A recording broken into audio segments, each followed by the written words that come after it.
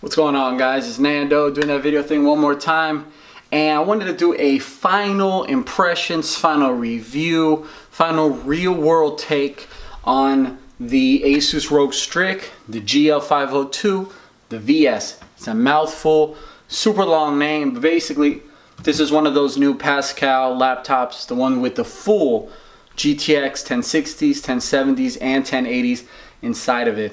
I've done several reviews and several hands-on with games and just my opinion on this laptop over the past 2 months or so. You guys can see those in my videos, and I just wanted to give you guys a full, just a finale of how I think this laptop has performed, what I've liked about it, what I haven't liked about it, and hopefully give you guys a better opinion or just a better heads up if you're looking into buying this laptop and what to expect. Now, this isn't any one of those full detail reviews like you see other YouTubers do, which is fine, and those are great. Those are very specific. This is a real consumer review, just me, an average Joe, buying a laptop to game on, buying a laptop to do some video editing, which you see these videos with, and just some light online browsing. So let's get to it, guys. The 1070 graphics card is in this bad boy. Now, we've seen many videos before where it doesn't exactly translate to a desktop 1070, but it's extremely close. So close that they took away the mobile name from their, their graphic card line. So it's very negligible, it's very minuscule. They're VR ready, they're ready to roll, they're ready to play in awesome frame rates. Now, this laptop right here, the 502VS, comes with the 256 gigabytes of the solid slate, and then 1 terabyte hard drive. This is a 15.6 inch screen. This has, let me count for you guys, an HDMI slot, USB-C, power, an Ethernet cable, mini display port, and SD card and all that fancy stuff, regular USB. Okay, so it's loaded with that kind of stuff. It also has a G-Sync monitor, and it's a 60 hertz monitor. Now, from there I want to kind of jump into things I like and don't like and wish that this laptop had, and what other options are out there that you guys could probably look into. I love playing games on this laptop. I'm new to the PC gaming world, so I didn't really know what to expect, but I know everybody loves some frame rates, love some fluid gameplay. With the 60 hertz monitor, you're gonna get 60 frames per second on anything you play. On Ultra, I haven't had any of those issues with the 1070. So the 1070, coupled with 8 gigabytes of RAM and 16 gigabytes of RAM to really get that multitasking pumping, is more than enough for any gaming rig right now. I know some people like to go extreme and push to 32, but 16, people play with 8 and that's fine. 16 is current and it's gonna last you a few years. 32 is maybe overkill right now. Really future proofing. So any game that I've been playing on Ultra, high settings across the board, GTA, Witcher 3, and I've done some No Man's Sky, but that's a little less graphic intensive, have been phenomenal gameplay experiences. I've thoroughly enjoyed it. Matter of fact, I've made several videos about it and how much I have enjoyed it. It's made me even want to go ahead and get in a better external monitor, because the one I have now that you guys have not seen me use with this laptop is a 24-inch basic computer monitor. It's got 60 hertz on itself, so I'm not going to see any difference there. I want to get something that's going to be pushing the 144, the 120, so I can really see how well this goes. Now, G-Sync helps keep those frame rates capped. It keeps them stable. G-Sync, V-Sync, all that good stuff. So that's one huge pro of this laptop. The 1070, with all that RAM and G-Sync monitor, you're going to get steady 60. Of course, sometimes it dips a little bit, and that's, games not being completely optimized, like Grand Theft Auto 5, your laptop being on and you've been playing for a long time, little things like that. Nothing's perfect.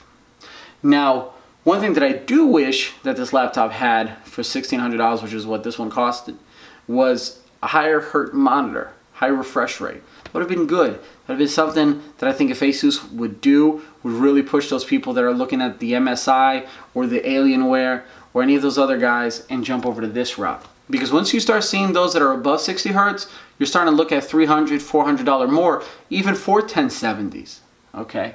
Now, in normal day-to-day use, I'm glad that I have this up here for you guys. I don't know if you can tell, but right now this laptop is doing nothing but running this gaming center software from Asus. And it's got CPU temperature at 30 and GPU temperature at 40. You can hear a little bit of fan. When gaming, the fans kick up a little bit, but it's not distracting. When gaming, the temperature gets anywhere around 70 to 90, depending on what you're doing. Okay, I don't know how comfortable you guys are with that kind of temperature with consistent gaming, but that's what you're gonna get. Now, day-to-day usage with this laptop, it's fine. Now, most people are probably not gonna use a laptop that weighs 4.8 pounds, which is another pro of this laptop, guys. It weighs only 4.8 pounds, so a less than 5-pound laptop. I've taken this with me overseas, okay? It's portable.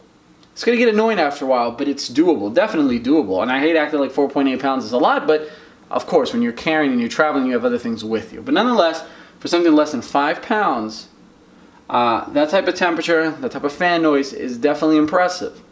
Now, for normal usage, emails, video editing, just YouTubing and things like that, it's probably not going to be the best for you. I don't know if any gaming laptop will. Because battery life is going to get you about 3 hours tops, and that's with the really light usage. If you're video editing, it's going to go 100 down to probably like 50 in about an hour. Okay, so an hour and a half probably video editing, light video editing, just Adobe Premiere. YouTubing, an hour and a half-ish. You're going to get your best numbers if you're, streaming the web or surfing the web, whatever, and emailing. But that is something you can do, and when you unplug the battery cable, okay? Now, gaming, you're going to get about an hour without power. And I don't know why you would want to do without power unless you absolutely got to get a gaming session in. I know we got some hardcore gamers out there, because it does reduce the, the performance of this laptop. When the video that I've showed you guys, I was playing outside, obviously not plugged in, I was looking at about 30 frames per second on Ultra. 30 frames per second on Ultra on Witcher 3. Once I plugged this bad boy in, I was looking at 60 frames per second on Ultra. So you get that dip when you don't have the power. But guys, that's really what stands out to me when talking about owning this laptop. I've really enjoyed it.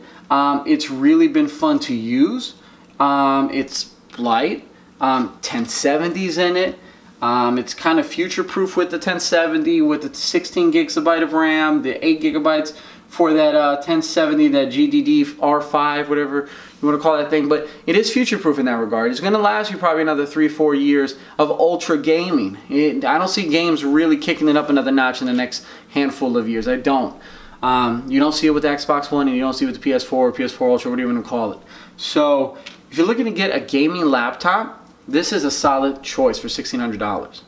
If you're looking to get a gaming laptop that allows you to do a little bit else because of its portability, this is a solid choice. The only other laptops out there that I really see rival this in terms of portability and features are going to be MSI's laptop. You're going to pay a lot more if you go Razer or if you go Alienware in your game. They're going to be a lot heavier.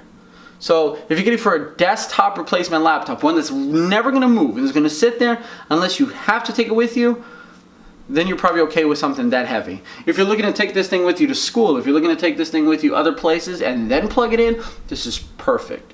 MSI has lighter laptops. Battery life is going to be worse, but that's an option. But there you have it, guys. That's my opinion. I recommend this laptop. I've enjoyed this laptop. For videos of gameplay and things like that, search my history. I'm going to link some above to make it a little easier for you guys. If you have any comments, any questions, let me know. I've really enjoyed talking about this laptop with you guys. Please subscribe for future videos. I'm definitely going to be doing some console gaming videos of the new, PS4 Pro and things like that, or even get a desktop PC, something more stable and upgradable for the future. But please subscribe for those videos. Thumbs up this video if you thought it was helpful. I appreciate all the thumbs up, guys. I really have fun with you all. And like I said, stay tuned for other videos, guys. It was Nando doing that video thing one more time. Peace.